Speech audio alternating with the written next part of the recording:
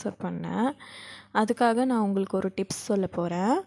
இந்த வாட்டர் பாட்டிலை நீங்கள் அழகாக கட் பண்ணிக்கிட்டு, நான் உங்களுக்கு கட் பண்ணி காமிக்கிறேன் பாருங்கள் எப்படின்னு. இந்த அளவுக்கு வந்து நீங்கள் கட் பண்ணிக்கோங்க. வாட்டர் பாட்டிலை கட் பண்ணிக்கிட்டு, இப்போ நம்ம கடைக்கு போனால் ஏதாவது வாங்கிட்டு வருவோம் இல்லையா, அதை வந்து நீங்கள் ஏர் டைட்டடாக வைக்கணும்னு சொன்னால் மீந்தது இந்த மாதிரி வாட்டர் பாட்டில் மூடியை வந்து ஓப்பன் பண்ணிவிட்டு அந்த கவர் இருக்குது பார்த்தீங்களா, அதை வந்து இது உள்ளே வந்து இன்சர்ட் பண்ணுங்கள். இது உள்ளே போட்டுட்டு அழகாக மூடியை போட்டு நீங்கள் மூடிடலாம். இப்படி மூடுறதால என்ன ஆகும்னா ஏர் டைட்டடாக இருக்கும், அதாவது காற்று உள்ளே போகாது, நமக்கு ரொம்பவே சேஃப்டியாக இருக்கும்.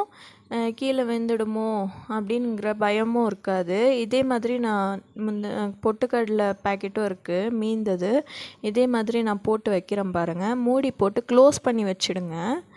இந்த மாதிரி